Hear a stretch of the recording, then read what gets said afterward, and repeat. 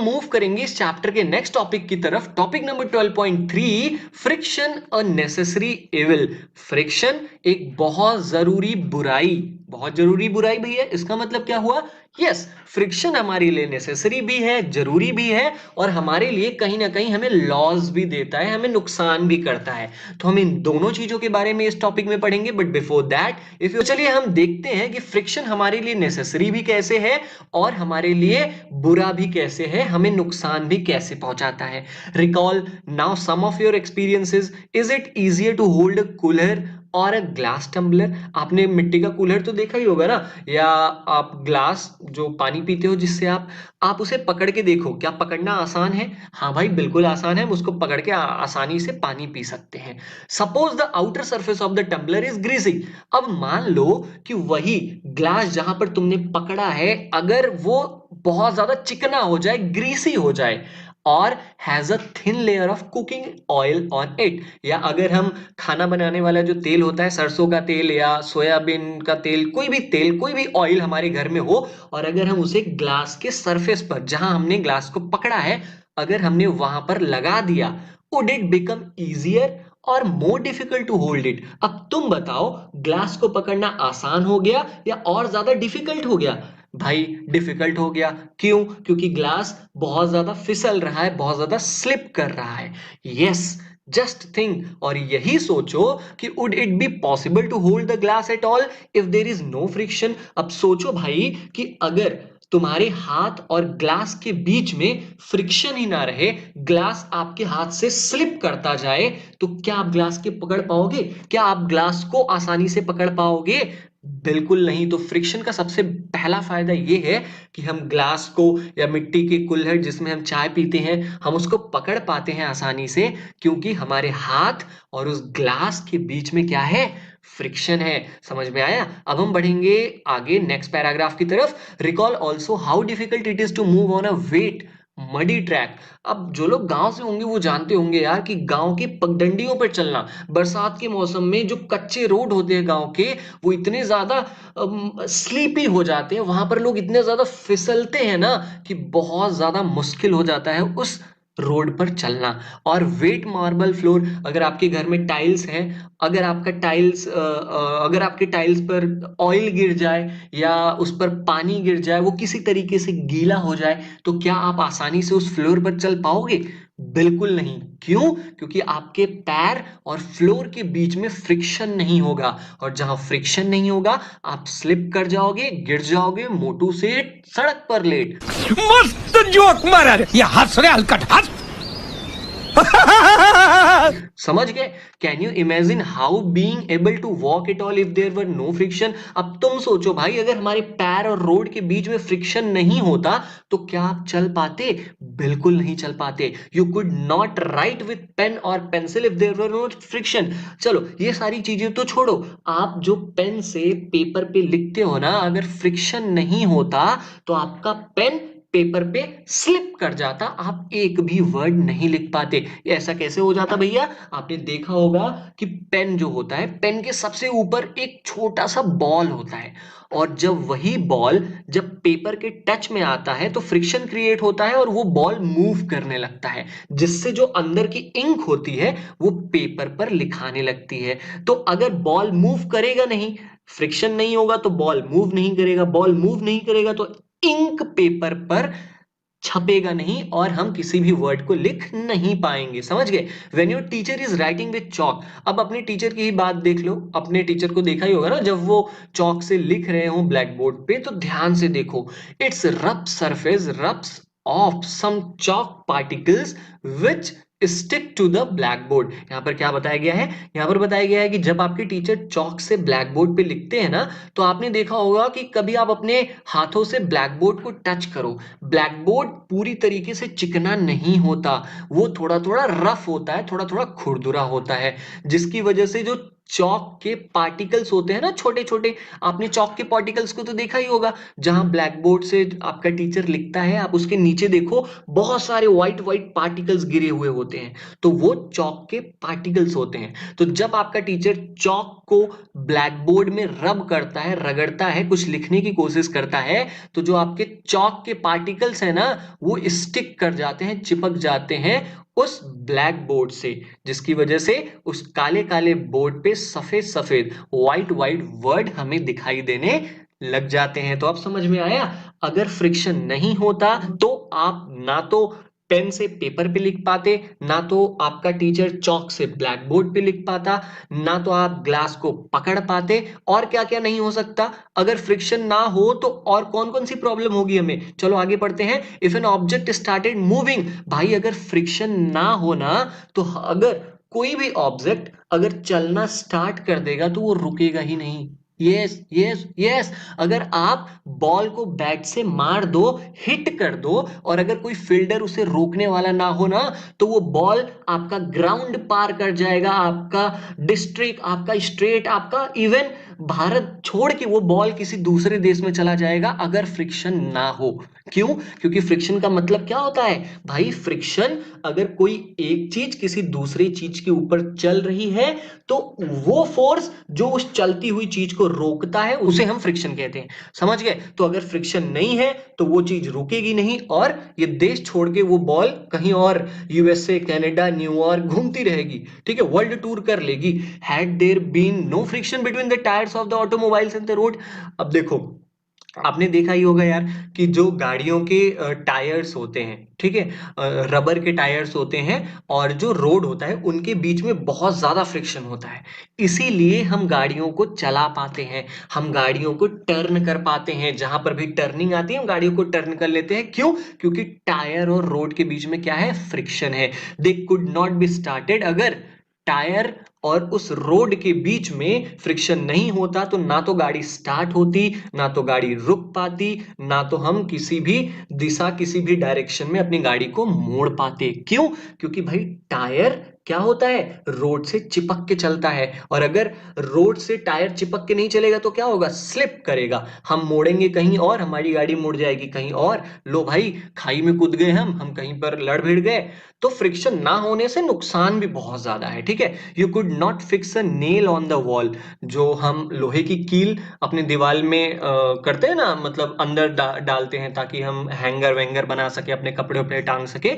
तो अगर फ्रिक्शन ना हो ना, तो जो नेल है, जो उस लोहे का कील है ना, वो स्लिप कर जाएगा दीवार पर से, वो दीवार के अंदर जाएगा ही नहीं, ठीक है। ना तो हम किसी भी रस्सी में गांठ बांध पाते, अगर फ्रिक्शन नहीं होती तो रस्सी क्या होती, जो रोप है आपका वो स्लिप कर जाता, हम उस पर कोई भी गांठ बांध नहीं पाते। Without friction no building could be constructed, अगर फ्रिक्शन नहीं है भाई, तो अगर हम एक ईंट के ऊपर दूसरी ईंट रखना चाहेंगे तो वो ईंट फिसल जाएगी और बिल्डिंग नहीं बन पाएगी। तो समझ गए फ्रिक्शन कितना ज्यादा जरूरी है।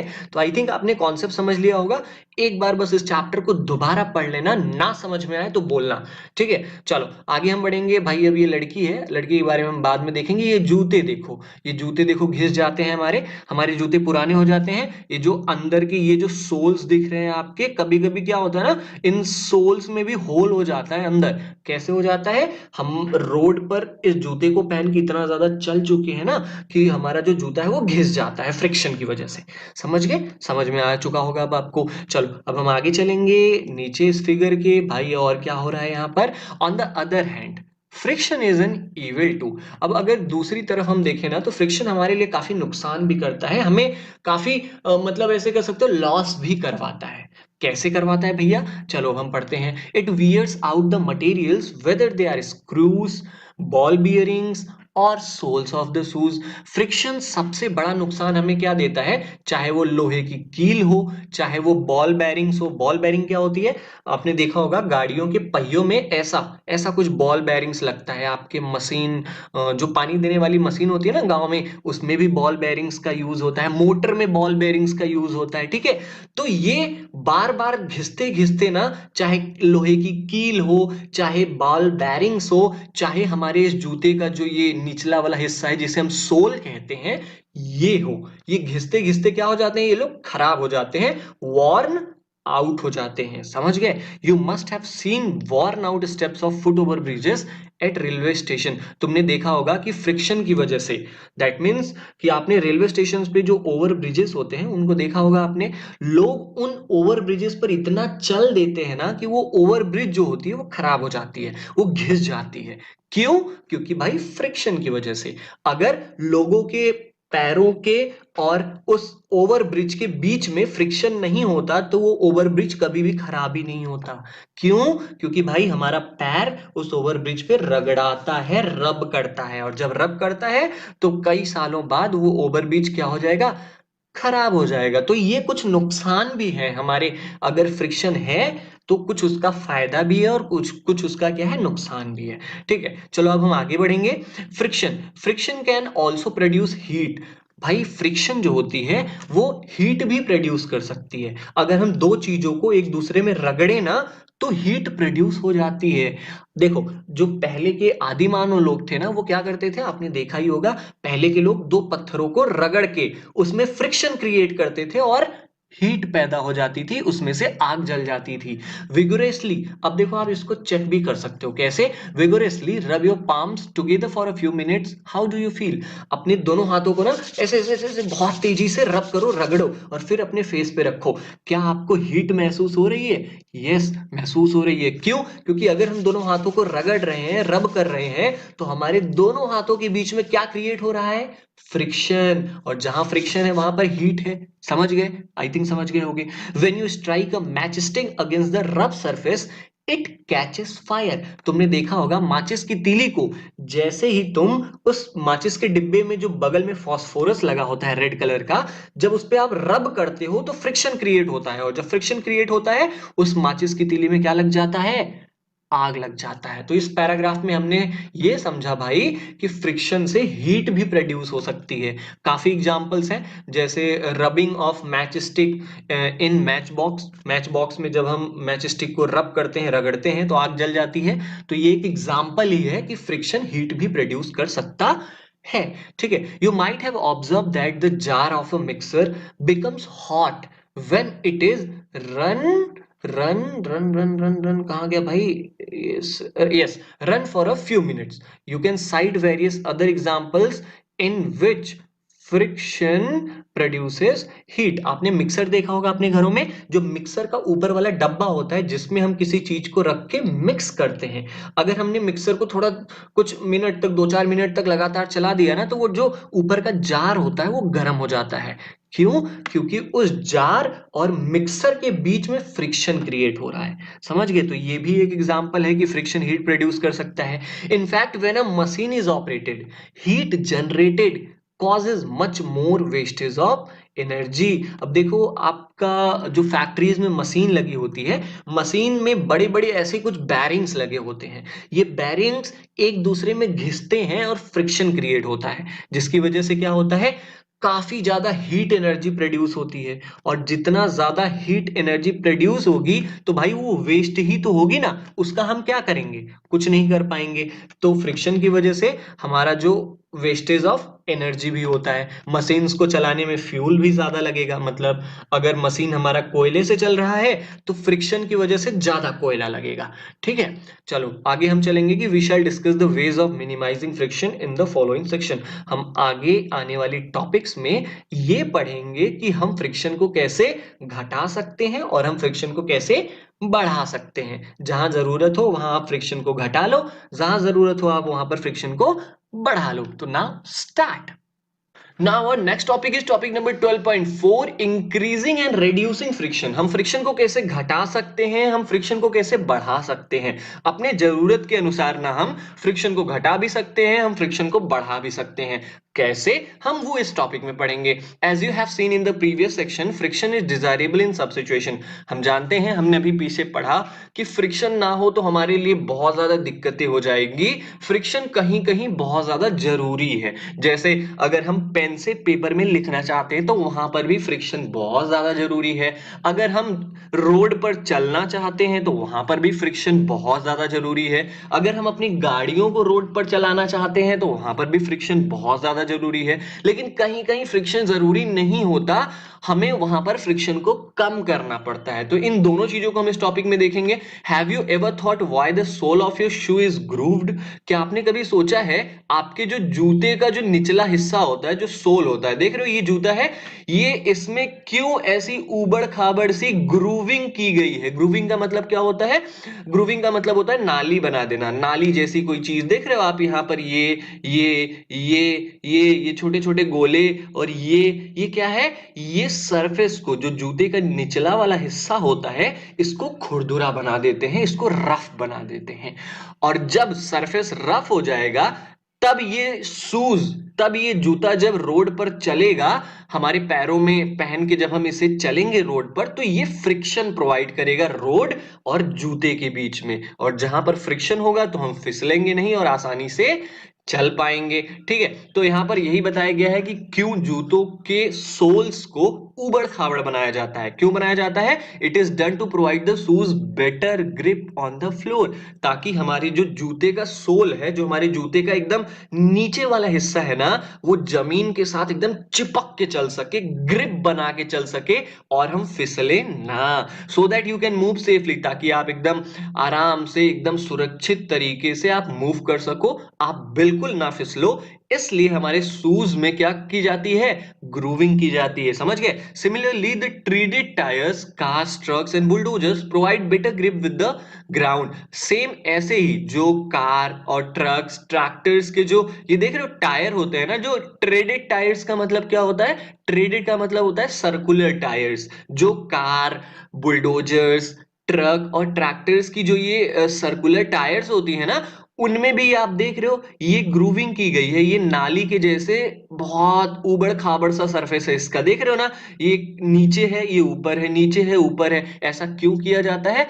ताकि जो टायर्स हैं वो रोड से चिपक के चल सके, ये फिसले ना। और अगर टायर, जो गाड़ियों के टायर हैं, अगर वो रोड से चिपक के चलेंगे तो फ्रिक्शन अच्छा रहेगा, ब्रेक आसानी से लगेगा, हम गाड़ियों को आसानी से रोक सकते हैं। और अगर यहीं पर ये फ्रिक्शन नहीं रहेगा तो क्या होगा? ब्रेक लगेगा नहीं, हम ब्रेक यहां पर मारेंगे, हम आधा किलोमीटर जाके सड़क के एकदम जाके लड़ जाएंगे कहीं पर भी। हमने देखा होगा हमारी साइकिल जब नई नई होती है, उसके टायर्स, तो ब्रेक बड़े अच्छे से लगते हैं। और अगर वहीं पर हमने एक दो साल उस टायर को यूज कर लिया, उस साइकिल के टायर को चेंज नहीं कराया, तो वो जो टायर है वो फिसलने लगती है। फिसलने क्यों लगती है? क्योंकि उसका जो ग्रिप होता है, ऐसा बनाया जाता है ना छोटा छोटा साइकिल्स के टायर्स में, वो घिस जाता है, जिसकी वजह से फ्रिक्शन बिल्कुल नहीं लगता।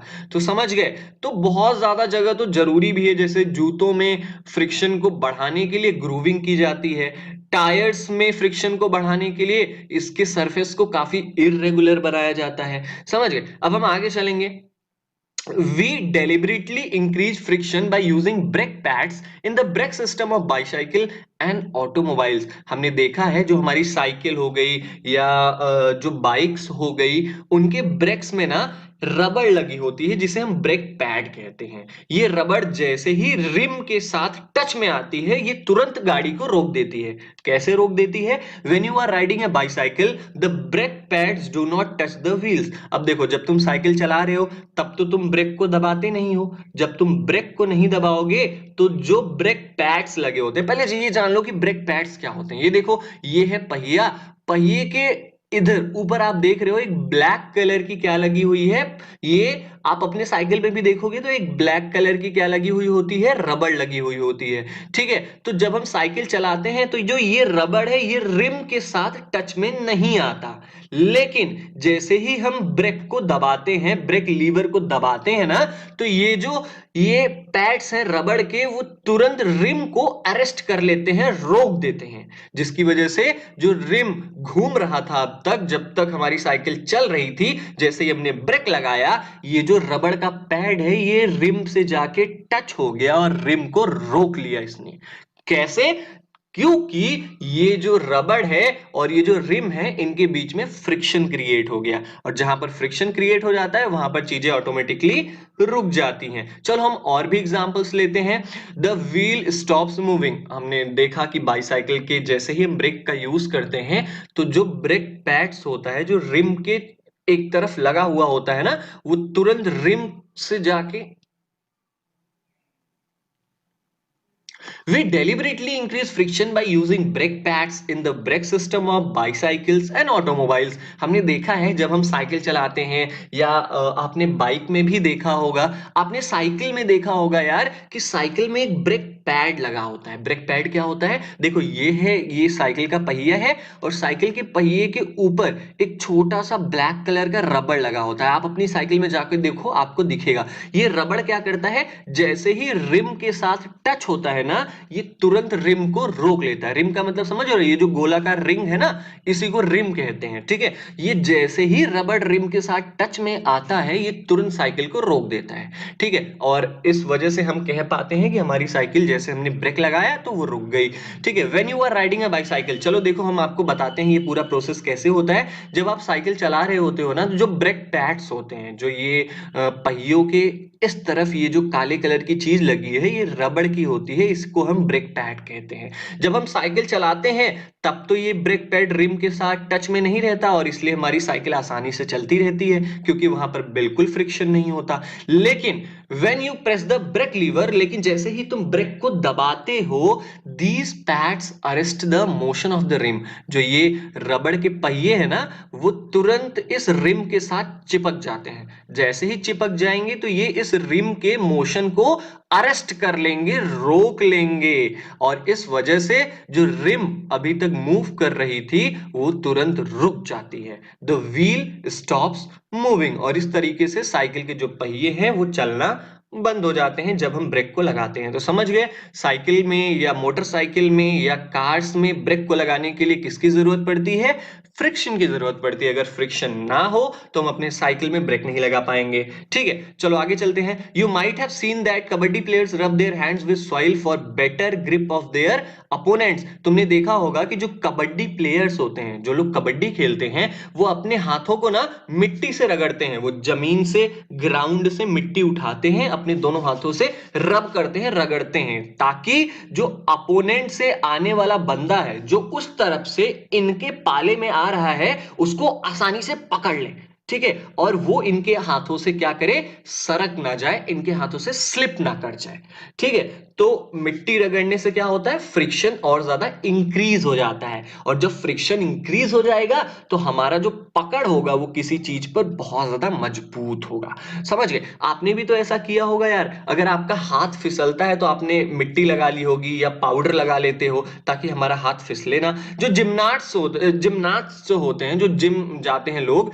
वो अप्लाई सम कोर्स, वो अपने हाथों में ना कुछ पाउडर, जो सफेद सफेद पाउडर आता है ना लगाने के लिए, उसको लगा लेते हैं, ताकि उनके जो हैंड्स हैं और जो मशीन वो उठा रहे हैं, चाहे वो लिफ्टिंग मशीन उठा रहे हो, चाहे वो डंबल उठा रहे हो अपने हाथों से, उसको अच्छी तरीके से पकड़ने के लिए, उसको अच्छी तरीके से ग्रिप करने के लिए वो पाउडर अपने हाथों में लगाते हैं। और जैसे ही वो पाउडर अपने हाथों में लगाते हैं, वो आसानी से उस डंबल को, उस बड़ी बड़ी भारी भरकम मशीनों को उठा पाते हैं, ठीक है। नहीं तो अगर फ्रिक्शन नहीं होता तो ये मशीनें इनके हाथों से फिसल जाती, इन्हें चोट भी लग जाती थी। तो समझ गए फ्रिक्शन कितना ज्यादा इंपॉर्टेंट है हमारे लिए। चलो अब तो हमने ये देखा कि हम फ्रिक्शन को बढ़ा कैसे सकते हैं, ठीक है। फ्रिक्शन को हम कैसे बढ़ा सकते हैं? हम कोई जैसे मिट्टी लगा लिया हमने अपने हाथों में, हमने अपने हाथों में पाउडर, कोर्स लगा लिया, ठीक है। या जैसे हमने साइकिल्स में देखा कि हमने ब्रेक पैड्स, जो रबड़ के ब्रेक पैड्स होते हैं,